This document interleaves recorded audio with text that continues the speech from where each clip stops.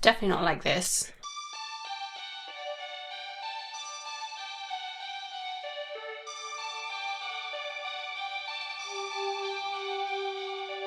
For a few years now, I always start my painting with really bright colours because I work in a lot of layers and I love when the bright colours shine through.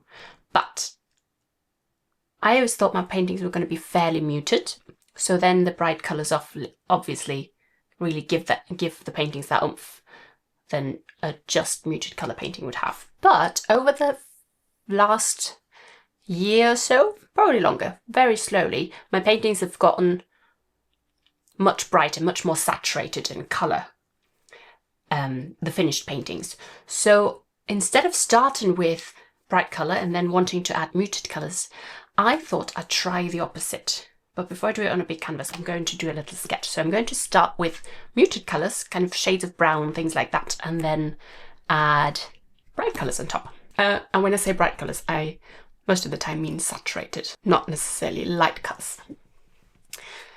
So I have some burnt sienna. I love using the Rowney System 3 acrylics just because they're very affordable and they're very good quality for their price. I'm just going to put that straight on here.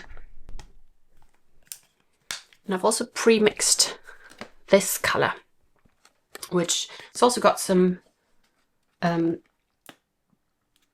burnt sienna in it, and obviously white, and then I think some maybe magenta, maybe also ultramarine.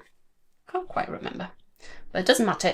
It's just a kind of neutral and slightly lighter colour than the burnt sienna on its own. I'm just going to, this is just a sketch, so I'm just going to very roughly make sure that I put down a layer in a muted colour.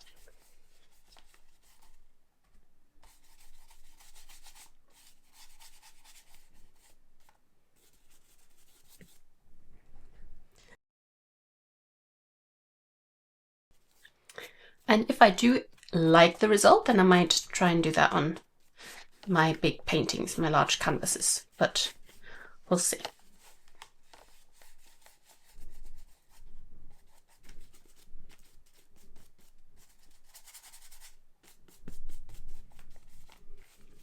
And I could let that dry, but I'm impatient and it's only a sketch, so I'm actually going to go in straight in with some more vibrant colours. I've also got these Neocolor II crayons, and I've just selected a few that work with my colour palette for the series I'm going to work on.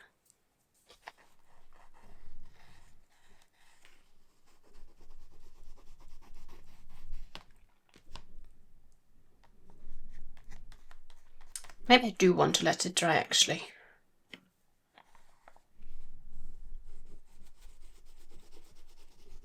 Yeah, I think I want to let it dry because I want to see how those water-soluble crayons will interact when I add some fluid medium that will kind of spread the pigment, but I do want the brown layer to be dry for that.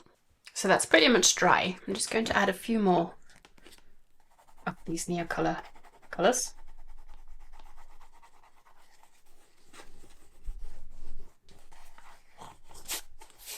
And I'm doing this just because I really like some kind of scribbly marks to add texture.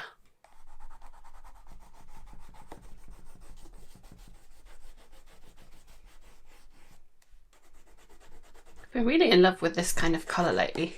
I think because with the other ones, with the other colours I use, it kind of creates a sort of electric visual effect. I can't quite explain it.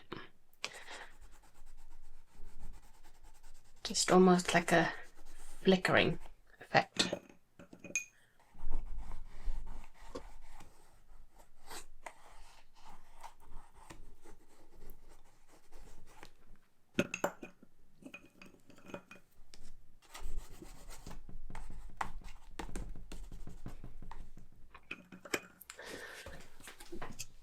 And then I'm going to take some fluid matte medium and spread that over.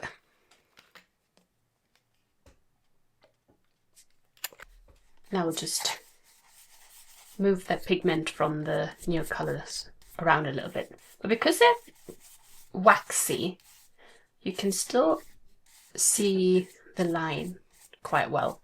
I've done this with soft pastels as well, and they move a lot more than the Neocolors.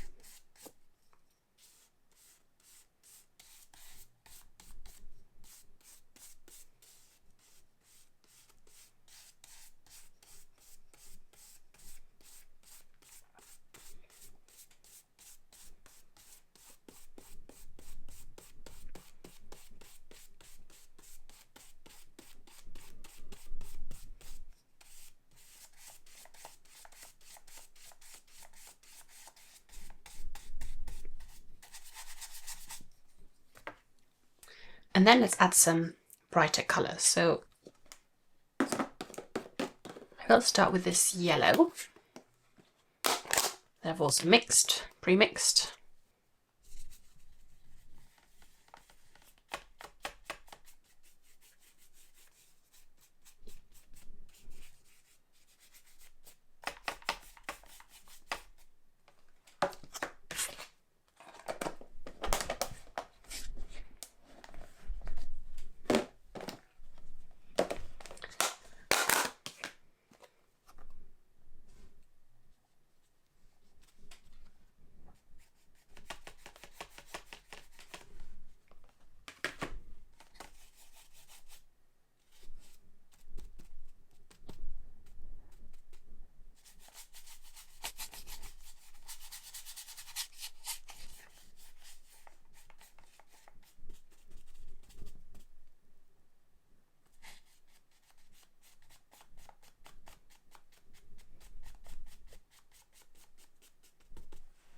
This is almost the same colour as that Neocolor II crayon.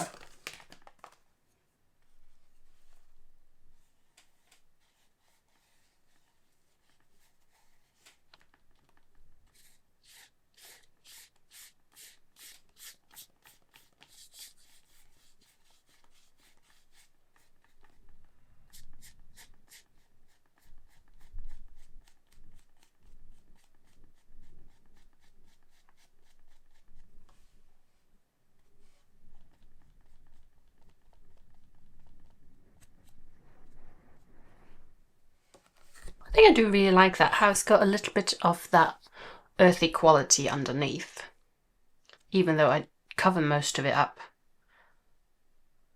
It just adds a bit of a richness and a little bit of a grounding to it.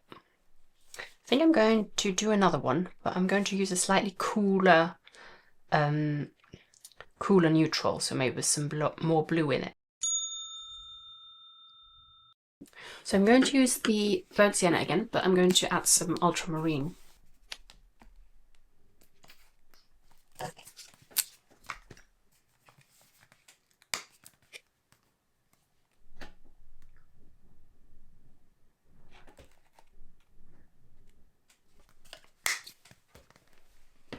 And I will add a little bit more of that light colour.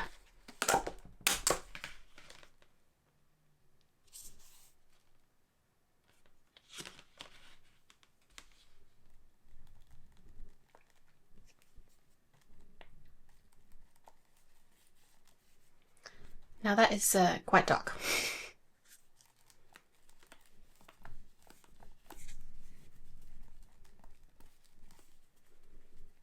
Not quite what I had in mind. And also too blue. I just wanted it to be a bit, just a touch more blue.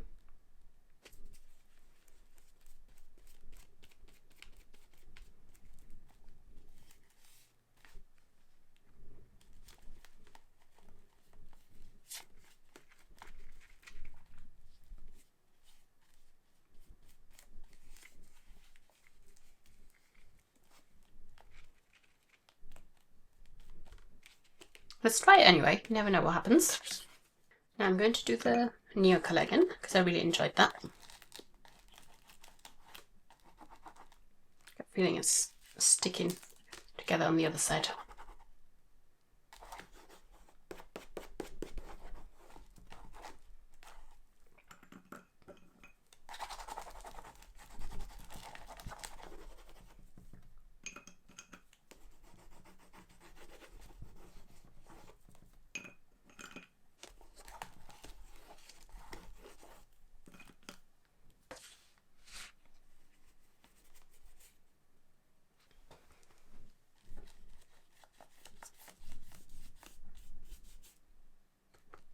So I haven't used the gloss medium on top of this yet.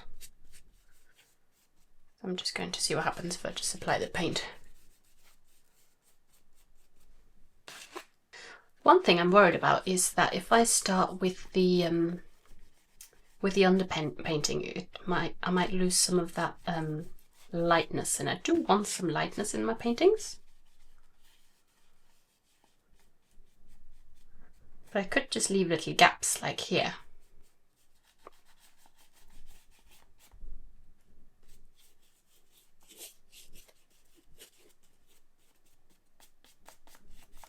I do prefer the warmer one though. This was very cool. Somewhere in the middle of the two would be good. Use this pink because it's a little bit warmer and like warm. Oh, actually, it's not much warmer. It's warmer than this purple, so I'm going to use that instead. In the other one, I used the purple.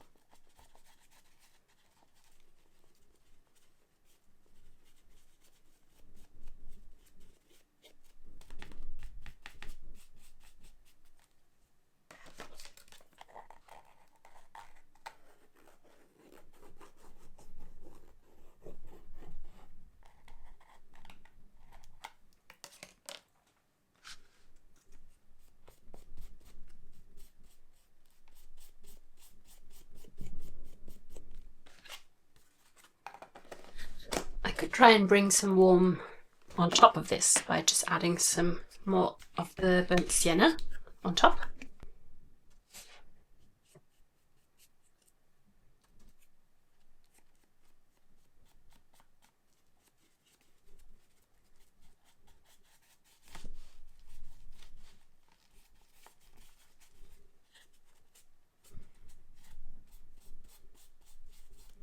Yeah, I'm going to stop this here because I don't think this underpainting colour was working the way I wanted to. I mean, it's a good painting, but it's not quite where I wanted to go. I wanted to feel warmer and a bit more like a warm hug.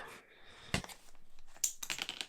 show you the other one again. If I can still open that page. Yeah, this is much more what I'm looking for rather than this. But just to be sure, I'm going to do one where I don't do the underpainting, just so I can compare directly, where I basically do the same that I did here, like the same kind of setup. So now I'm going to do one without the underpainting, which is basically how I did my last series, where I did start with soft pastels, but I'm going to just do it with the Neocolors because they're right here and they act kind of in a similar way, that as in they spread when you activate them with water. I could use water instead of the fluid medium for this because it spreads it more than, I think water spreads the Neocolor more than the fluid medium. I could try it, see if that is the case or not. This is finally given up and separated.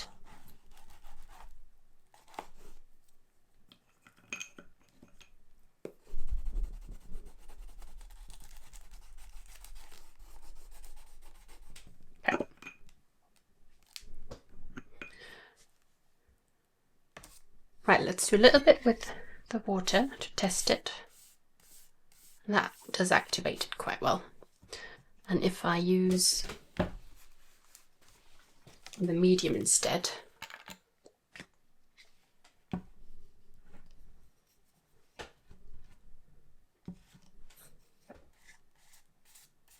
yeah, that doesn't activate it as much actually. It does. If I go over it enough, it does. The benefit of doing it with the medium is that once that dries, it will stay in place. Whereas if I do it with the water, I can reactivate it. And I don't want to reactivate it.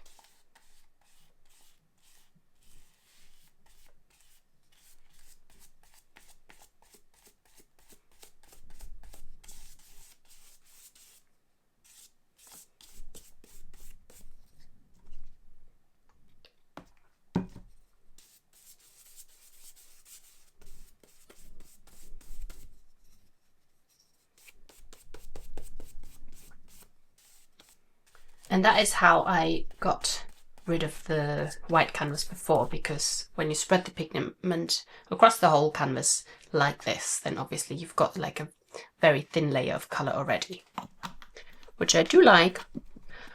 I think I do like the underpainting of the burnt sienna or some sort of muted colour. And then I could go in and add some more of this more muted colour.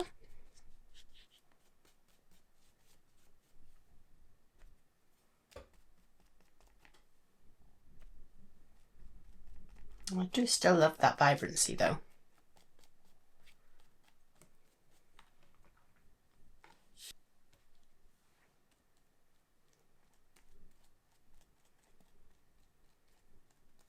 But I do think the muted colours have to come earlier in the process, like now where I have the marks with the crayons first, and then I'm adding some muted colour. And then I go over that with bright colour again, or saturated colour.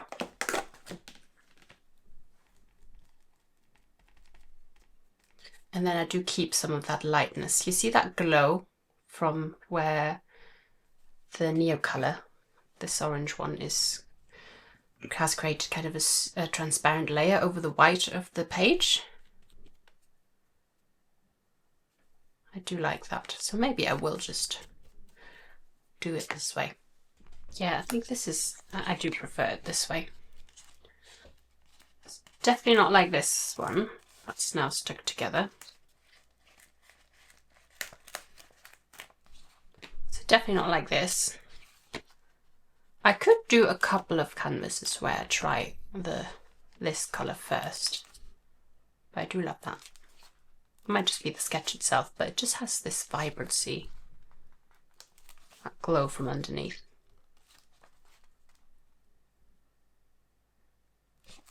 Yeah, I think I do still prefer this method, which is basically what I did last time, but that kind of has confirmed that that was a good way to do it, and I should probably do it again.